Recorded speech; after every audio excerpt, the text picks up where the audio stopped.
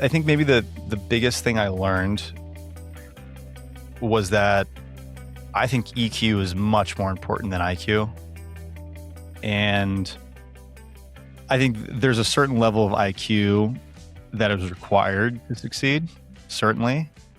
But if you don't have the EQ, I think things will blow up pretty quickly around you, especially if you're building a scaling organization, because at the end of the day, an organization is really only as good as its people and the connections between those people. Hello, Molly here on the Say It Skillfully podcast with leaders, entrepreneurs, artists, elite athletes, and professionals like you who open up about defining moments, what's been hard, and what they've learned in finding their true north and success on their terms. My guest today didn't set out to reinvent finance. He just wanted to buy an engagement ring and a home, but most of his wealth was locked away in startup stock he couldn't really access. And that frustration sparked a bigger question. Why is it so hard for people to benefit from the companies they help build? A former engineer at Google and an engineering leader at Rubrik, he brought a builder's mindset to a system long dominated by complexity and gatekeeping to create a pre-IPO investing platform to make it simpler, faster, and far more accessible.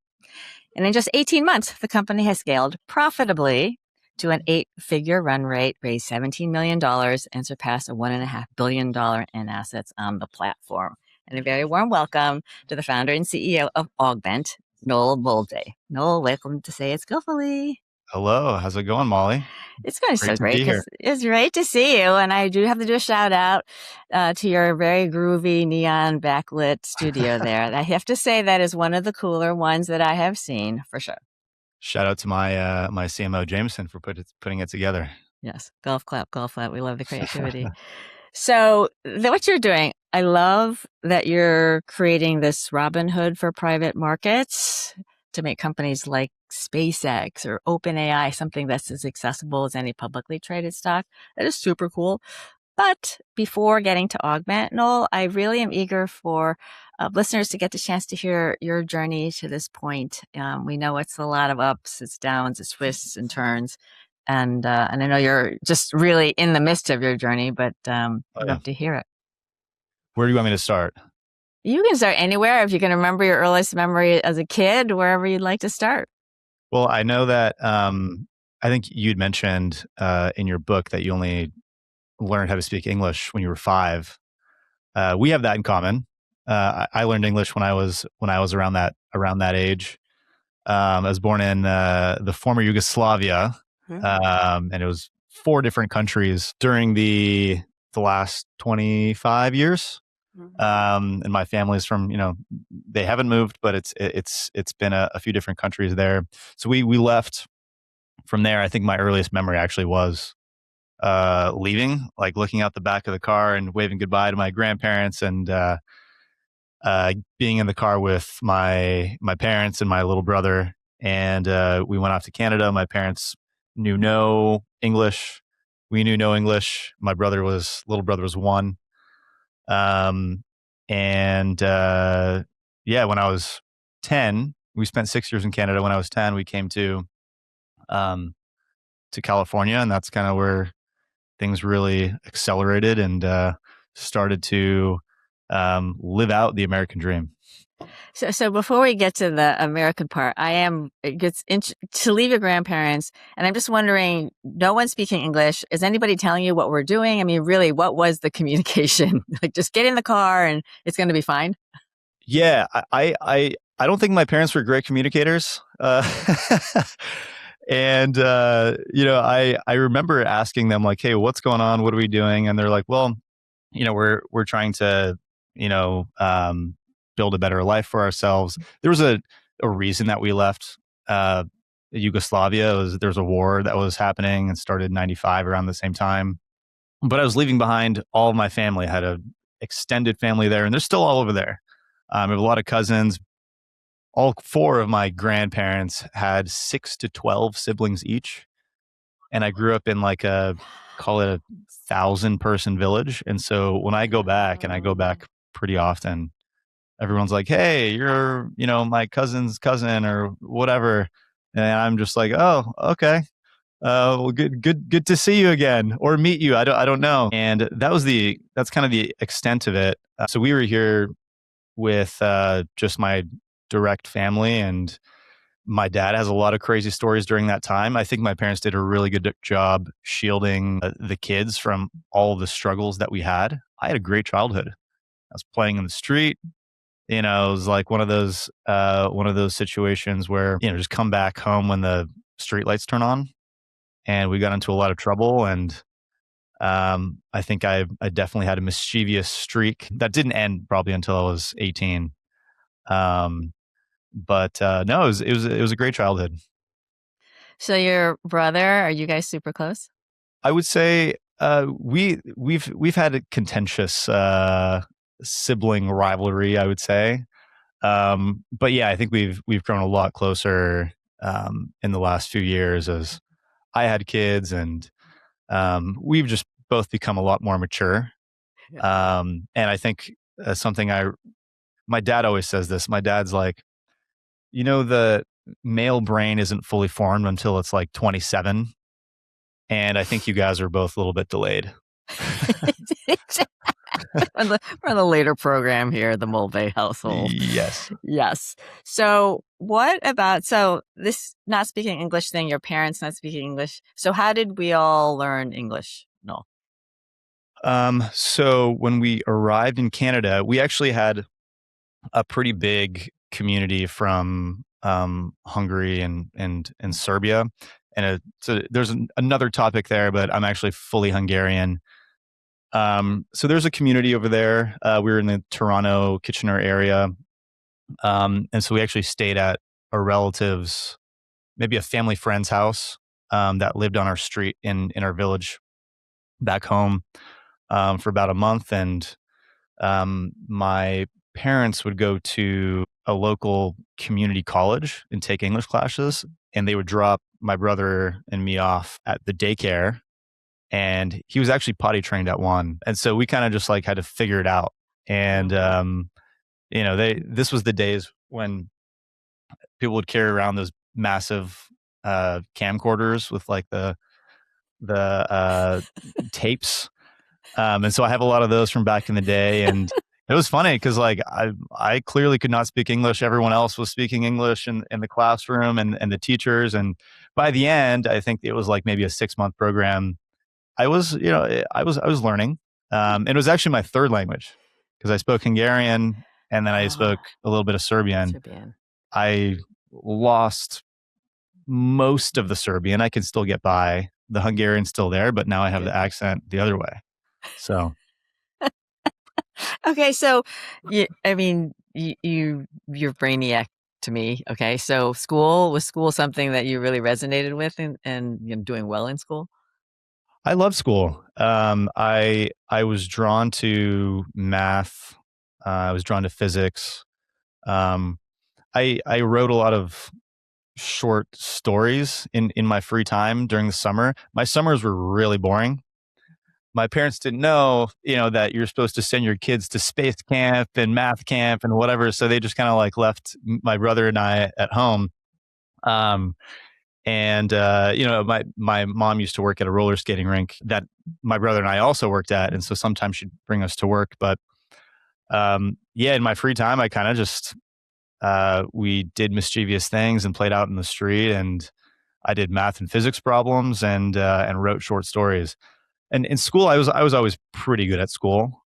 I would say I was one of the rebel students where I kind of thought I was smarter than the teachers. And looking back, I actually felt so bad for a couple of my teachers. I reached out to them probably in my late 20s to apologize. I found them on Facebook and they were like, no, it's all good. We all have situations like that. But I was like, hey, you guys were actually, very instrumental in helping me through all this stuff. Sorry, I was kind of an asshole in your classes. I remember there was one situation. It was a math class, and we had these TI-84 calculators, and they were connected to these hubs. And with the hub, it connected to a screen on the in the classroom, and they would use that to do polls and things for, here's a problem. What's the answer? A, B, C, or D. And I remember there were some answers that were freeform. And so what I would do is I would figure out how to hack into someone else's TI-84. And I feel bad about this. Is usually it was like one of the very quiet people. They're all my friends. And, they would see something really inappropriate up on the screen. And the teacher would be like, "Whoa, Kenneth, that's not like you." And, yeah. I Very apologize bad. back in the day too, but hey, I had a lot of fun, but school was also a lot of fun. I have to say, to actually go back and apologize to your teachers really does say like you really did. You're like, wow, it was really not that great. That's amazing. I was out there. Did you feel coming? I mean, maybe you didn't feel like maybe you felt like you fit right in. I mean, I remember not feeling like I fit right in. I remember desperately wanting to fit in. So did you feel like you belonged? I think I did. But there were definitely some things where I didn't fit in. So I think a lot of the cooking and the customs that my parents would make, people didn't really get. We had a lot of traditions back where I was from. I grew up in a Catholic household, but there were a lot of traditions that I was confused at whether this was a Catholic tradition or whether it was like a family tradition. So we had a tradition on my late grandmother's birthday. This is usually a couple of weeks before Christmas. There'd be a woman that dresses up in a very terrifying costume with a mask and come in and just beat all the kids and say like, "Hey, you've been bad this year. We're going to beat you. Are you going to be good?" And it was like, "Yes, we're good." And it was the kids were terrified. And looking back, it was pretty funny. We have this on video with a wooden spoon. Nothing harmful. And so I'd be terrified to come home from school that day, and we'd kind of be hanging out because this woman would come through. It turned out to be my mom, by the way. She would come through, sometime between 6 and 8 o'clock before bedtime. And I would tell people about this at school and they have no idea what I was talking about. So there are multiple situations like that where I was like, okay, yeah, I'm living kind of in a different world. But I was a pretty a social kid, and I was pretty athletic. I would say I was very confident, especially in my teenage years, but did well in school. And so I had a lot of friends and I learned from them. But yeah, there were definitely some things that I knew I wasn't, a normal, just American kid. Yeah. Did you have a chance to go back to visit all the relatives you left, or because or did you stay really in touch while you were living in North America? Yeah, I actually went back for the first time when I was 10 after the war had kind of settled down. And since then I've went back anywhere between probably every year or two.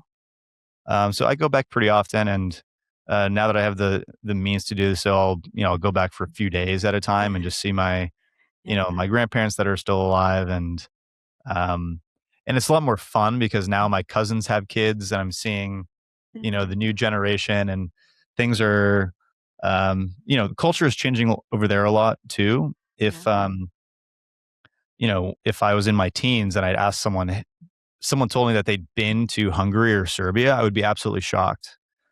But nowadays, those are like vacation destinations. Like people are going to Croatia and Dubrovnik, and they're going to Budapest, and so things have changed a lot there, and it's a lot. I think it's a lot more westernized and accessible.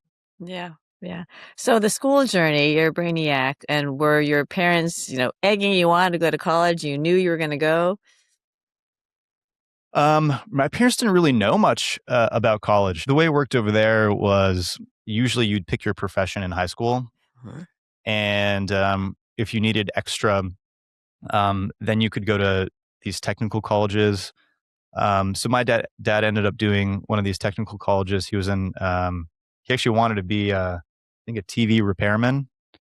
Um, and instead, they said you're kind of overqualified for that. Um, so you should do electrical engineering. And so he actually ended up getting what is the equivalent of a master's um, in electrical engineering. And he actually became a school teacher after that. At least over there. Over here, he's still an electrical engineer, still doing the kind of the same old stuff and working on cool things. Um, but I didn't know much about college, so I had to figure it out all myself. I ended up being valedictorian in my high school, so that helped. I had some advisors on my side. I just tried to take every class possible. I took AP physics by myself with the teacher. We kind of just like sat in the hallway, and she was doing her thing, and I was doing experiments there, and I took the tests all by myself. And what I found and how I started learning about myself is I'm very self motivated, and I tended to do best in classes where there was next to no instruction at all. Um, I didn't like discussions. I didn't like, being lectured by a teacher. I just like to read the book, ask questions to someone every once in a while, and then just do the problems and figure it out that way. So generally, very much a self starter. I think this was also because my parents really encouraged me to go out and do things, but they had no idea how to do them, so I had to go figure it out. I was the first one of my friends that got a car because I was really pushing my parents to be able to get a car to go around, and a lot of really bad stories there about that, but nothing too bad. Um, and yeah, learning about college, I think I wanted to study physics or math. I saw what my dad did, in the electrical engineering world, which was sat in front of a computer at a cubicle and went to the lab all day, and I didn't find that very appealing, at least from the outside.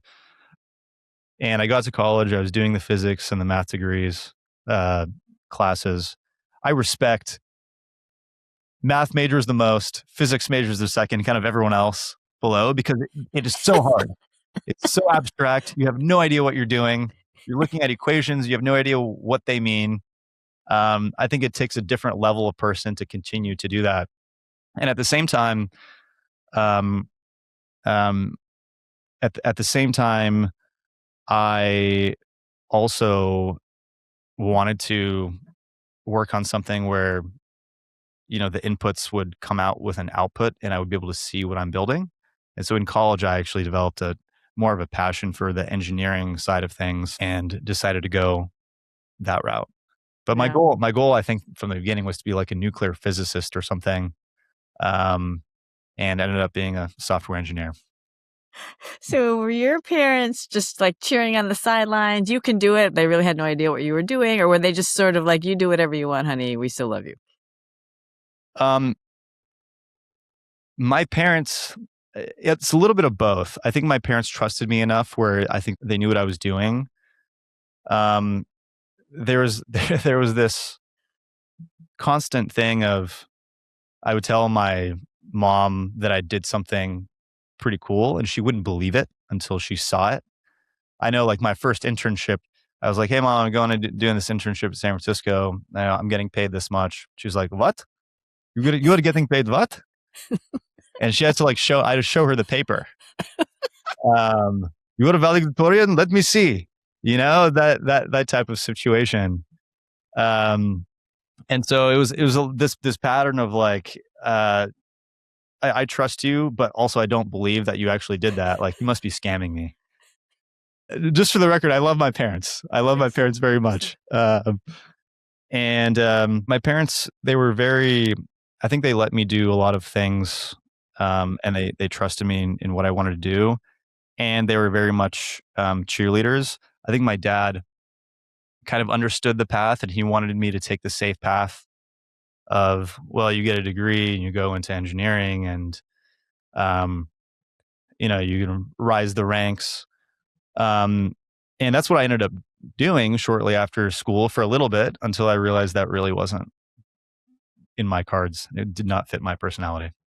So I'm really piqued because clearly the self-starter, like I will learn it. You don't need to teach me anything. When you think about companies and teams and working together, I'm curious, Noel, as you got into the companies, how you figure out how you can be true to yourself, but also, create that collaboration where people actually are working together. I think, at least from my perspective, I think it starts from um, figuring out where we want to go and get people aligned on where we want to go. And a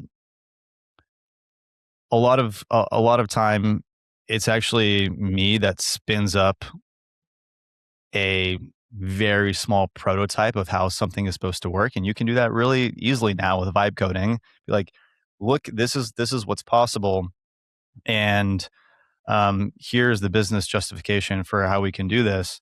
And I think if you hire really great people who are also self starters, they'll take that and run with it. From my perspective, it's mostly just about addressing what the problem is, what a potential solution could look like, and getting people to excited about being able to do that. And I think that's really all it is. It's about getting people excited, and that's most of my job as a startup founder is like hiring people that can do things that I can't do. If I'm Yeah. the smartest person in the room, that's a massive problem. Yeah. Because I don't want to be doing all that stuff. I want to be able to trust people to do the things that they're much better than me at. So I think a lot of folks are in the bowels of corporations. And so just share a little bit when you're having your epiphany, whether it was a Oh, Google or a Rubrik going, this is great. This may be not for Noel. And then how you actually went off to do your own thing. yeah. Um, so my first job out of school was Google, um, and I took that job because no shame. It was a high prestige job at the time, and it paid me the most. And I had a lot of student loans, and I was an immigrant, and I think my parents really pushed me to take that job, and I did it willingly. I paid off my student loans after a year, and Oh. I just realized that I was getting really complacent. Is you're going into the office, you're getting a massage. At least I was getting a massage at least once a week.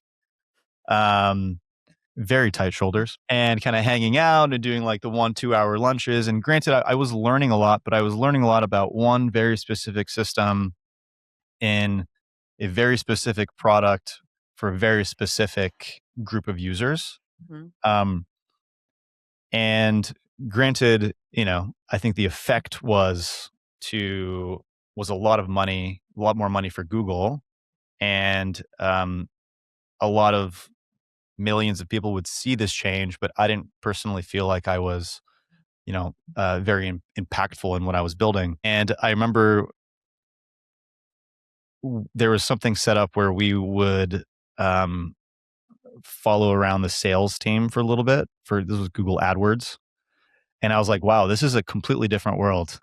The engineering personalities and the sales personalities are completely different. I really like how they're so confident. They understand the whole product, and they have knowledge about the entire system generally. Yeah. Whereas the engineers are kind of the opposite, is they have a very, very deep understanding of one particular part of the system. And I've always been a generalist. I'm interested in a wide variety of things, and deep only on a few. And I think that was my first inkling that maybe I wasn't exactly in the right place. And so I started looking around for jobs pretty early. This is probably 6 months to a year into Google and different teams at Google, and ended up finding a company called Rubrik. And funny enough, if you're an engineer and around this time, it's like 2014, 2015, you're getting 1 to 2 emails inbound from recruiters and startups every day. And it's hard to figure out which company you want to actually invest your time into until you talk to someone, or if you know very specifically what you want to do. And I didn't. I just knew I wanted to work at a small company. Um, and in that process, I'd met a ton of very interesting people. Founders are just a hilarious bunch. I've had many a first interview at a bar in San Francisco. I remember Rubrik reached out to me. There was a guy there that was their recruiter who's now one of my best friends. He was in my wedding, but he had a Serbian name, and I replied to him in Serbian, and he was like, "Oh, hey, what's up? Why don't you come to the office?" And I was like, "Okay." I came to the office, and honestly, it was the weirdest recruiting experience ever. I played soccer with the team, and they were one of the first business guys that was hired there. When I was at lunch, he would come up to me and try to sell me on the product and like all their decks. And I'm like, this is pretty interesting. I'm just trying to eat my lunch. And that guy actually he's the guy that also one of my best friends that he has convinced me to move to Austin the last couple of years. Um, so join Rubrik, and I think my first month there, I probably learned more than my entire 18 months at Google. Understanding, the entire product and the system and the business from a very high level, and then being able to understand, how the different systems interact. Mhm. And I think the other thing that I got a lot of exposure to was the other different organizations across the company. Bipple, who was the CEO back then and still is today, um, he was very encouraging of, you guys should ask questions to me and the team all the time, because you're seeing a company grow. Uh, and this is very rare, because at the time, for its first 3 years, it was the fastest growing company ever. He just did a podcast on that recently, and we definitely felt that. And so I feel like when I was there, I saw the positive and the negative of companies that grow really quickly. But for my entire time at Rubrik, and I had a great time, I was very much shielded from the very large difficulties that they had that I only found out after I left. And after becoming a founder, I understood why I was shielded from those things. Um, because there's this anxiety that would have built up inside people, and maybe morale would have um, taken a hit. But if those things weren't shared, people will continue to do their things with the bet that everything works out in the end. And so maybe my last piece here is that I think there's like an analogy of, if you're managing a bunch of people, you're either a funnel for shit or you're an umbrella for shit. Um, and I think sometimes you have to be one, and sometimes you have to be the other. And sometimes you have to be really honest and respectful of people, and funnel it down just so they can understand the pain and understand where things are. But I think most of the time, I think you have to be an umbrella, and protect your people to be able to do the best work, which is I think the hardest part of being a founder. No, I know that you've learned a ton along the way. Are there a few things when you think about your early days, maybe early founder or pre-founder, that you would say, wow, I can't believe I was like that and now I'm like this? I just love to hear some of the growth, and maybe if you're willing to share some of the painful moments. Yeah. Yeah. I think maybe the biggest thing I learned was that I think EQ is much more important than IQ. And I think there's a certain level of IQ that is required to succeed, certainly. But if you don't have the EQ, I think things will blow up pretty quickly around you, especially if you're building a scaling organization, because at the end of the day, an organization is really only as good as its people and the connections between those people. And, unless everyone's job is just going to become an agent, and those agents are, fully willing to obey every order. But I think when I was at Rubrik, I really wanted to be, an individual contributor. And I had this conversation of, becoming a manager um, a few times with with the founders. And they were very adamant that you don't want to promote your really good ICs to be managers, because you don't know if they're going to be better managers than they are ICs. So you gain a bad manager, and then you lose a really good IC, and they're probably paid about the same.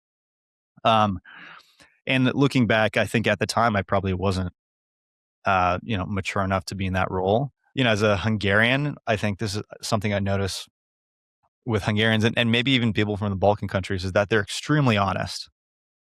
To a fault. I'm like transparent to a fault, and people can tell how I'm feeling or how I feel about something. Not even a lot of the time based on what I say explicitly through my words, but they can tell through my body language and Yeah. my tone. Um, and so that's something I think I uh, had to work on, and not giving necessarily negative or positive signals to people about how I felt because a lot of those times you're not actually correct. It's just your natural reaction to it.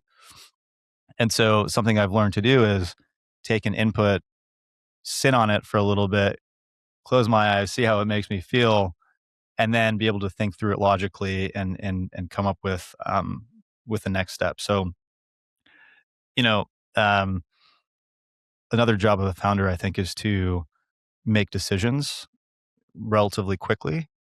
And I think a lot of decisions you can make um, just based off of logic, but the emotionally charged ones, I think you really have to sit on for a while. And you asked about ups and downs. there were a couple times in Augment's life where we thought the company was going to die. We were going to run out of money.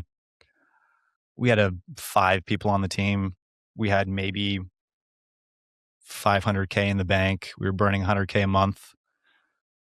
A lot of the capital was locked up because we were a broker dealer, so we couldn't even use it. So we had less than 5 months of runway. And we had gotten a term sheet that was essentially half of our last valuation. And that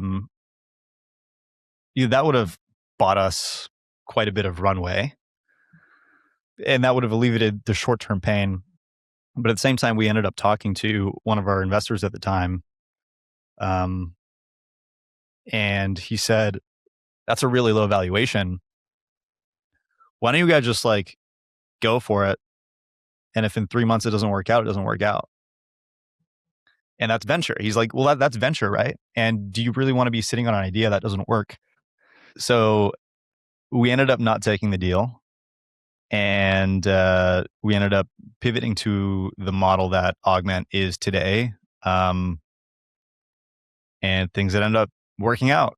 That was a bet that I think we were willing to take. But that was a decision that, we had to sit with for a few days and understand why it is that we were really motivated to take the money. And I think taking the money was a way to alleviate fear for a short-term period of time. But I think it would have locked us into something that would have set us up for failure, later down the line. Noel, this is a big deal in the sense of I heard you say, I know when I can be emotional, so I need to kind of step back, let the emotions kind of exhale them away, logically, rationally think about it. It's very easy to say, my friend. So, and I can imagine, you could probably get pretty worked up. So how have you found your way to creating some stillness to really think? 1, and 2, who have you cultivated who can sit you down and say, dude, you're out of line? I fundamentally believe that when I work out in the morning, I am a much calmer person and my emotions don't get out of whack in the first place. I think that's a big one. The other piece is when I feel my emotions getting ahead of me, I just kind of stop and I say, hey guys, let's calm down here for a bit and let's revisit this in 5 minutes. And depending on what exact emotion it is that I'm feeling, I'll stop, I'll go outside and scream and come back. And I think that kind of releases that trigger and lets us think a little bit more logically. I actually start begrudgingly to some of the people on my board every board meeting with a 3-minute meditation. And I think that helps um, kind of mellow out the room a little bit before we get really deep into topics that may be uh, triggering. Yeah. I mean, for listeners who know Say It Skillfully, meditation is to me a huge strategy for people. And it physiologically changes the brain. It's not a feel good thing. And so it takes the fight or flight tone down a bit. And it really does. It's a great practice for people, particularly in the high pressured kind of situations, right? Because if we can't lead ourselves, really going to have a hard time leading others. So really want to commend you, Noel, for doing that, even if it is grudgingly. That's amazing. I love Can it. yeah, can you just talk through? Because I realize for listeners, just a little bit about the backstory, how you actually started Mhm. the company, because I think we kind of skipped over that, and I want to make sure people have the benefit of that drama. Yeah. Um, so I was at Rubrik for about 5 years, 5.5 years. It was early 2020. I decided I wanted to go out and do my own thing. Um, it was a little bit unclear what that thing was. I knew it wanted to be in the data security space. I think I've identified a bunch of people I wanted to do it with. Um, and at the same time, I felt safe to do that because I had a lot of paper money based off of my equity in Rubrik, which was at that point a unicorn and multiple times over. And so I decided to leave Rubrik. I moved in with my girlfriend, now wife, and COVID hit the exact same week. Oh, jeez. And so we got a new place in the marina in San Francisco, and things were shutting down over there. And I was thinking, well, why don't we like go buy a house in the East Bay, or you know, maybe I was thinking maybe I should get an engagement ring, and like maybe I should save up for a wedding. And all that kind of led to, well, how do I extract some of the cash that is sitting in this locked up equity, this Rubrik equity, um, and make it liquid so that I can go and make some of these purchases. I was in my late 20s at the time and wanted to get life going after spending a very stressful 6 years at a startup, seeing that grow from 20 people to almost 3,000. And it turned out there was a market for this where you could take your private shares and sell them on the secondary market to willing buyer. There's a specific process to do that. It's complicated, and it takes a long time, and generally between 30 and 60 days to execute a transaction. And you have to go and ask the company for permission to do that. And when I did my trade, the other question that um, I had to be answered was, well, what price am I going to sell these things at?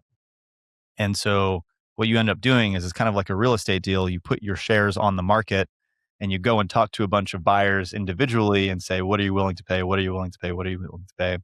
And so you have to match the price and you have to match the size. And, luckily it's a little bit easier than buying or selling a house because it's a little bit more fungible, each share. But, it took me a few months. I ended up finding a buyer after talking to, tens of these people. And I had to hire a lawyer for the first time in my life. The transaction took almost 2 months, Oh my and I gosh. got my money. But then I was like, well, this is a pretty massive market. There's hundreds of billions that trade on these secondary markets. And we're treating this like a, trade from like the 90s where people, maybe 70s, where people are doing this on paper and everything's customly negotiated.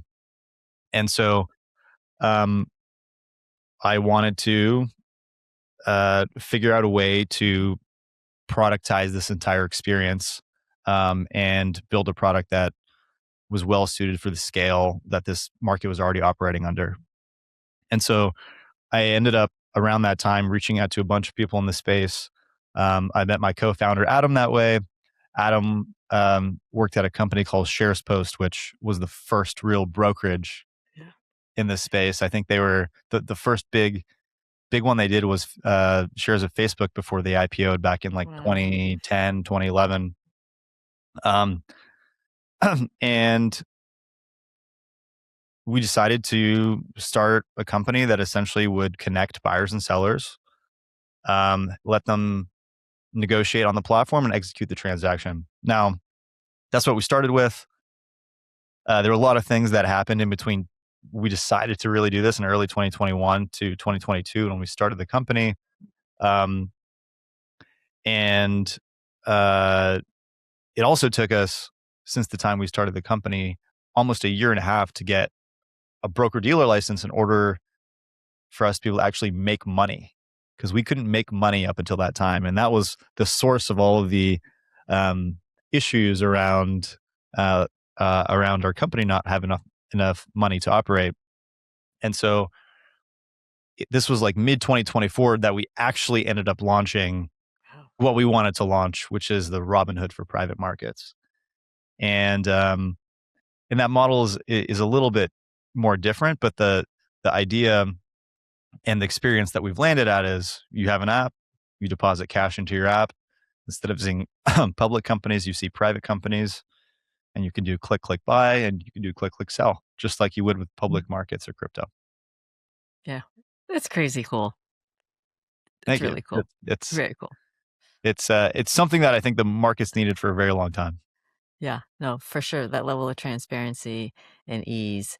So talk about co-founding, and because, this is a Say It Skillfully show. And, you have this great idea. I can imagine lots of, when people come together, and whether it's in marriage, with your wife, relationships, humans are, crazy creatures. So maybe some learnings about how you've grown, what's challenging for you, in having a co-founder, things that you're learning about yourself. Yeah. Adam and I are very similar and also very different people at the same time. I think at a personal level, we're very similar. I think we're both relatively chill. Actually, people confuse us on the street all the time. We kind of like look similar. And we're both into funky stuff. He's into qigong and Asian medicine, and I've done my fair share of weird things. I did a retreat in Poland with Wim Hof, he's like the Iceman. Oh, you did not. I love Yeah. his breathing activities. That stuff is awesome. Yeah, this is back in 2020. Wow. And we hiked up some mountain in our underwear and jumped in freezing cold things. And that guy's next level interesting. But all that to say that I think Adam and I each have our interesting kind of quirks. But at a professional level, I'm coming from a product and engineering background, and I think very much in systems and methodically. And Adam comes from a finance background, and I think that culture is very, very different in that you constantly have to be on, and it's really difficult to slow down once you're in it and you're kind of on the trading floor doing a lot of stuff. And so I think most of the difficulties that we had early on was kind of bridging that gap. Yeah. Because I really wanted to build a product that was well thought out. And he was the expert on the business side that knew how this market operated, which was the traders. And I think the reason that a company like ours hasn't been built in such a long time, since the market really started back with Shares Post in 2010, was because these are two very, very different philosophies and ways to build a company, and you need both of them. Yeah. And I think we had that perfect combination. And that's really what let us, start what we wanted to do. Because I think to be successful and to build Augment successfully based on our vision, I think you have to have a few things. You have to have a really great product, if you want to be a product-led technology company where these trades can actually scale instead of having human-led trades, I think you have to have the right business model. Um, you have to have the right regulatory process, which is the thing that Adam and I did not have expertise in, but we ended up hiring for that. And you have to have the right go-to-market. And I think each of these are relatively independent, but the go-to-market, I think, with the product and the business is really important. So that's a lot of what Adam and I have collaborated on, and I think it's really interesting to see our just different perspectives on how to go out and do it. From my angle, something that I would say is like, well, all you're doing is brokering a trade. That's like pretty easy, right? No, that's not easy. It's like, you're seeing it now with all of these, all of the buzz on social media about Anthropic and OpenAI and SpaceX. It's a very difficult niche space that's highly regulated. And then from his end, it's, well, if you just build a product, everyone's going to come to the product, and like you throw some marketing on it, and then like all their users will come in. They don't ever have to talk to us. And then there's like, it's a way, very much an oversimplification about what the other person is doing. And so I think we've been in this for quite some time. I think company is a little bit over 4 years old now. So I think we're at a point now where we get the challenges of the other one, and we can speak the same language. But the first few years, I think the difficulty was the other person always thought what the other person was doing was way easier. um, and the other thing, maybe the last thing I'll say on this topic is that as we've grown, for a long time we were between 5 and 10 people. The last year we got to 50 people. We had to hire an HR person. And it's a completely different company, I think. And I think trust has become something that is a non-negotiable, because no longer can Adam and I scale to be able to actually understand and see what other people are doing. And we're hiring experts in certain things that we don't know about. And it's difficult to come up with goals that we can actually measure that say, is this person being successful or not, without actually knowing what the work is. And so that's an entirely new skill set that, and a new challenge that, I think we're coming up on in this next phase of growth. Yeah, I love seeing the journey. I love when you're being so honest about it, because when you have these quote unquote differences, right? The diversity, to your point, you couldn't even do this company without it. You're going to get this inherent butting heads. And if you can find a way to hear each other, to honor each other, and this notion of everyone's job is easier than mine. Like my job is the hardest job. Okay, let's just be very clear. Everyone thinks my job is the hardest job. And so that ability to truly have genuine empathy and to show respect and honor what other people, their special sauce. If you can do that, you can really get that 1 and 1 is 11 effect. I mean, that to me is the high performing teams can find their way around that. So we could go on and on. I have one question about ego. Mm-hmm. But I think it takes an inordinate amount of ego to stay the course. And sometimes in spite of all the other factors that should tell you to stand down. At the same time, ego can take you down. So I'm just curious, share a little bit about your battle, if you will, right? If you have one, with ego, and how do you keep it in check for yourself? If you give me the option to start this company again, I wouldn't do it. I think there's been so much pain, and I think especially in the beginning, it's like the Dunning-Kruger curve, right? Like, this must be so easy to start a secondary market. You just slap a little product on top of it and make it happen. So there's definitely a lot of naivete in being able to, or wanting to start something like this, even after getting rejected. Especially in the early days, our legacy competitors did not succeed. And we actually struggled for a long time to answer the question, like, everyone else in the space that's tried it has not succeeded. Why are you any different? And we had an intuitive answer to it, in that they just weren't good at technology, which is actually a pretty bad answer. And I think it's still partially true. And we had a few other answers in there, but we were getting rejected a lot. And eventually, and this happened a couple times in our journey, I said, like, look, if we don't get X result by X date, I'm out. And both times we hit that result comfortably. But I think it was a little bit of a mindset shift in that, like, look, this thing has an expiration date. I don't want to go and like coast. There's the opportunity cost right now is too high. Let's go and build something sustainable.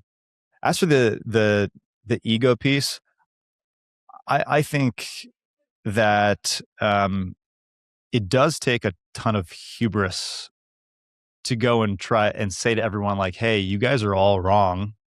I'm going to go and try to build this myself, and I think that I can do it. I think that's true. But at the same time, on other days, I'm like, holy shit, we're like way over our head.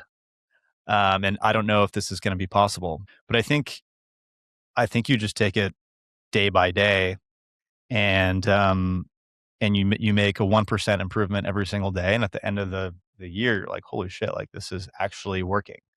And so I think the game of startups is it's pretty simple. It's here's a problem, here's a solution, which is probably going to change 5 years from now, but the problem is probably still going to be there. And maybe the problem is going to change too. But in order to get from here to here, which is our vision, there's a list of 10 risks. And every period of time or for every milestone, I want to get rid of one of those risks. And that's it. It's like, I'm just focusing on the next risk to de-risk. And if you get rid of all of them, you're probably a company that's going to stay around for a while. And if you don't get rid of all of them, maybe that, limits what your market is. But, I think at this point, and what makes me comfortable is that we've gotten rid of all of the risks that are existential. And now it's just about how big can you make this thing?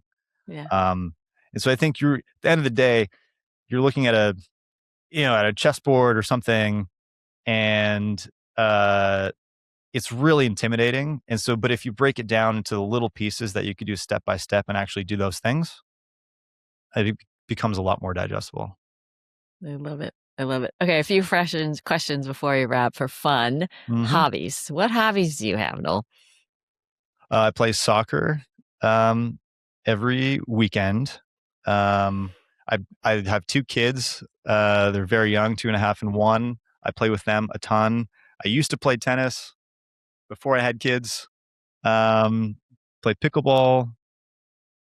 I do ice baths per Wim Hof. What am I missing? I do a lot of reading. I'm halfway through your book. It's very good. Very good so far. And I ride a motorcycle. I don't know. I do a lot. I do a lot of stuff. You do a lot of stuff. I didn't pick that up. That's awesome. Okay, if you were, I'll define introvert derives energy from within. Extrovert derives energy externally, so not an index of sociability. Are you more introvert or more extrovert? I would say I'm an introvert. Join the club. That's what I am.